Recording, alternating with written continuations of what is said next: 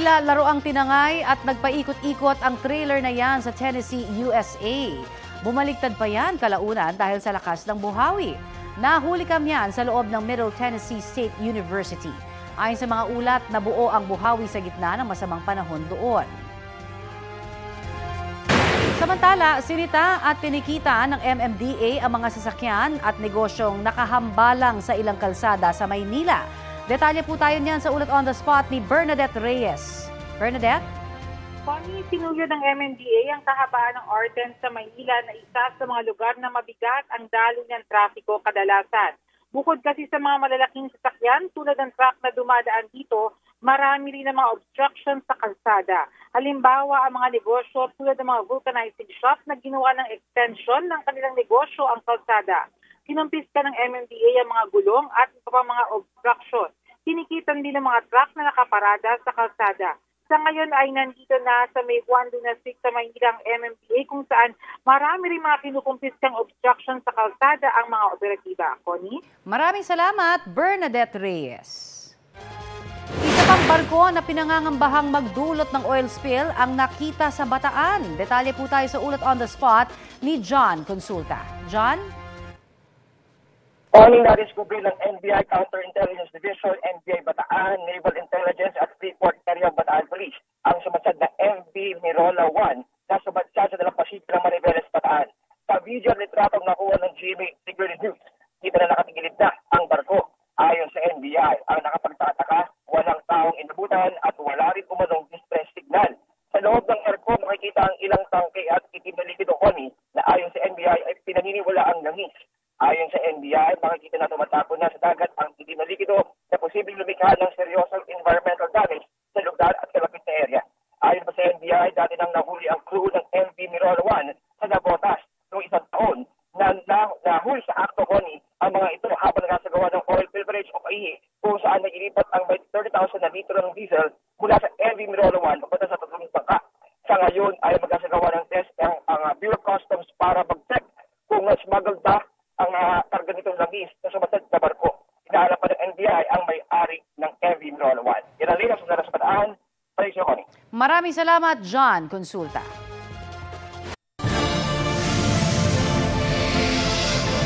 Ito ang inyong Regional TV News.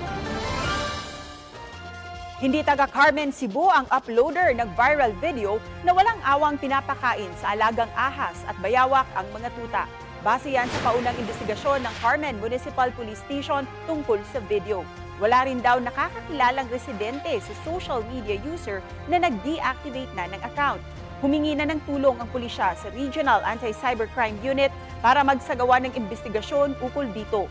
Nananawagan din sila sa publiko na agad ipagbigay alam sa otoridad kung may nalalaman na pang-aabuso sa mga alagang hayop. Heto na ang mabibilis na balita sa Metro Manila. Update sa nangyaring karambola sa Maynila na naiulat kahapon, nasawi po ang isa sa mga pasahero ng e-trike o tuktok na kasama sa mga sasakyang inararo ng isang pampasaherong jeep. Ayon sa nanay ng biktima, bibili lang daw sana ng damit na isusuot sa eskwelahan ang kanyang anak nang mangyari ang insidente. Sugatan ang 5 iba pa.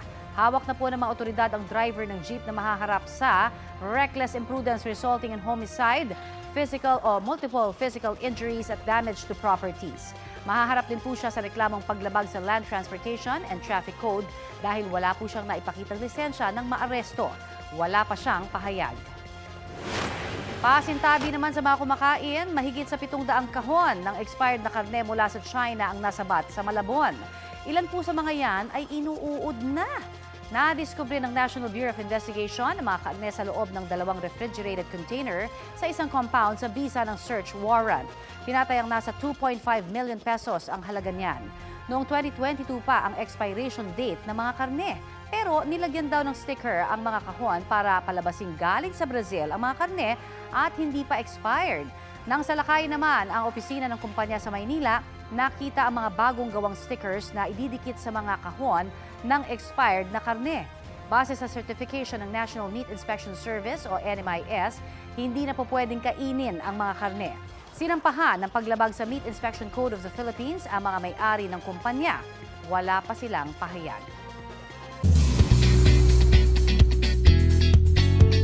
at pare nagsagawa ng seminar ng Sparkle GMA Artist Center ukol sa batas para sa child stars kasama ang Department of Labor and Employment. Dinaluhan niya ng Sparkle child artists at mga magulang nila, pati na ng ilang handlers at managers ng Kapuso Artist Center.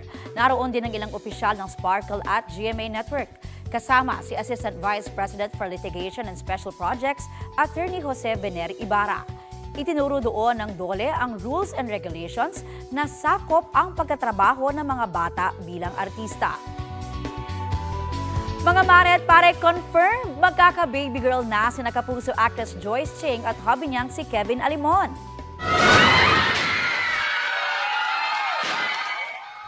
Yan ang exciting gender reveal party ng couple kasama ang kanilang family and friends. Biro ni Joyce sa kanyang IG post, halatang halata raw kung sino ang team boy at team girl dahil sa shocked expression ni Kevin. Hindi naman nagpahuli ang ilang Kapuso at Sparkle stars para iparating ang kanilang well wishes sa soon-to-be family of 3. Congrats, Joyce and Kevin!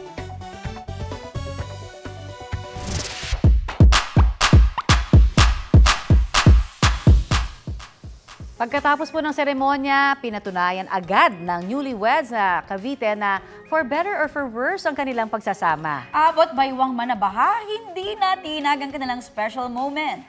Here comes the bagong kasal bilang pasahero ng isang truck. Sa taas kasi ng baha noon sa Imos, hindi na kinaya ng wedding car ni Camille at Melchor Miranda ang biyahe pa reception. Sa kabila ng sitwasyon, seize the moment pa rin ang couple kasama ang iilang bisita na nakarating. Nagkadilubyo man daw noong isang linggo, tuloy-tuloy naman ang buhos ng pagmamahal nila sa isa't isa. Congratulations and best wishes sa inyo. Yan! Kapuso, para sa mga maiinit na balita, mag-subscribe sa GMA Integrated News sa YouTube. Sa mga kapuso naman abroad, subaybayan nyo kami sa GMA Pinoy TV at sa www.gmanews.tv.